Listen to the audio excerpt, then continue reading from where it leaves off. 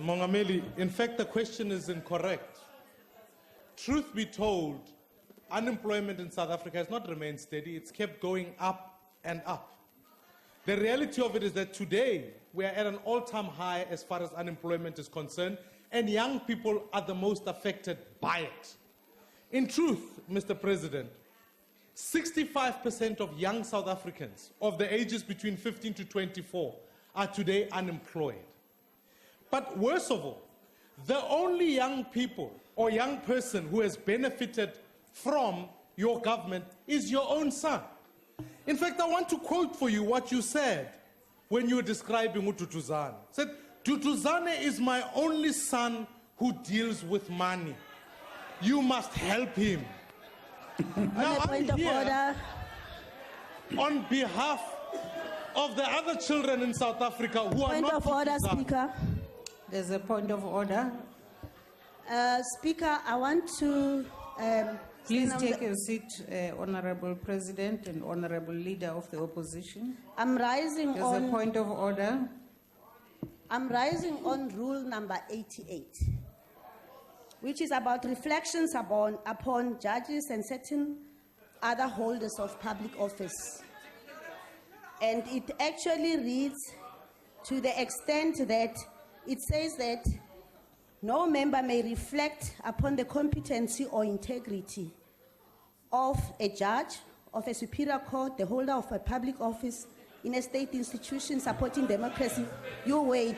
Referred to in section 194 of the Constitution, or any other holder of an office whose removal from such office is dependent upon a decision of this House.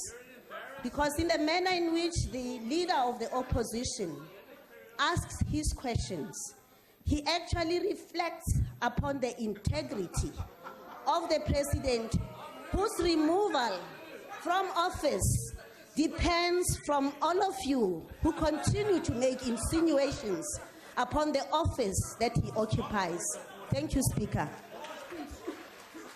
Speaker. I do, Honorable Waters, please let me finish with this point of order. I note the point, and I don't think the point of order should be sustained.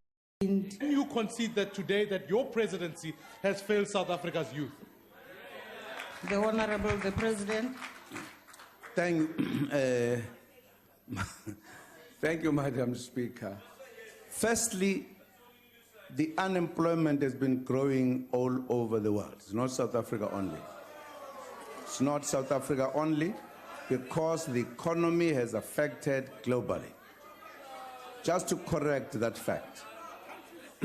It's not, we have asked you a question, you can't keep on asking a question. Allow me to answer you. Yebo. We need to put that in correctly.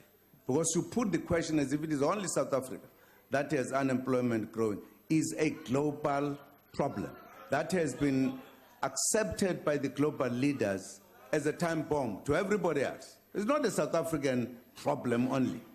It's a problem that faces the world for a variety of reasons, which we could debate when we have time outside of Parliament. Secondly,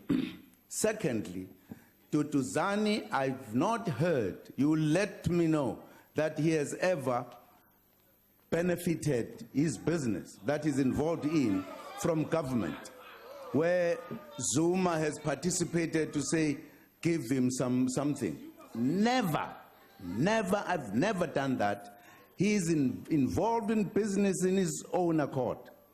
And there were circumstances why he had to go to business. He started by working and then later became a business person. And because he's the son of a president, there is no law that says he cannot get involved in business.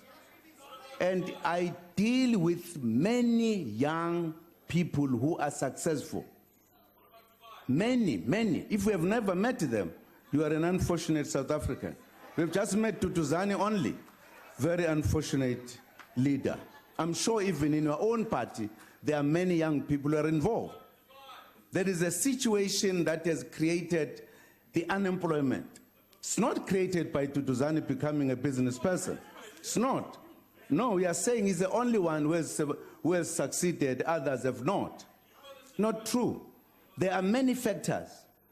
You know some of them, for an example. Young people who come out of tertiary institutions today, if they look for employment, do they have the experience? That then exclude them. It's not Duduzane. It's the situation we have created. And it is complex on a number of factors that you could look at. So it's not true. It's not true. You can't single out a young person, one person, and victimize the person because he's a son of the president. It's not correct. It's not fair. He cannot, I've never assisted him on any issue. He's a businessman. Whoever he does business with, it is his own business. It is his own business.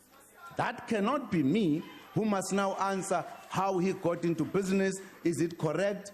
Must a son of a president, even if he has opportunities, not take them because he's the son of a president in order to prove a point? I don't think that's correct. You are just being funny to a young man who has gone to school, capacitated himself. He's now in business. You may have a view who is in business with, which is a different matter. You can discuss that differently. But I think you are isolating a young man in South Africa simply because he's the son of a president. I don't think it's fair. It's not. He has the right to become a business in South Africa if he succeeds. Many other sons of mine are not business people, but they are my sons. I think it's unfair to this young man that you talk about it every time. Very much unfair, because you can't produce evidence that I had anything to do with his business. You can't. We are just politicizing it, and I'm saying it's unfair to the young man. Thank you, Madam Speaker.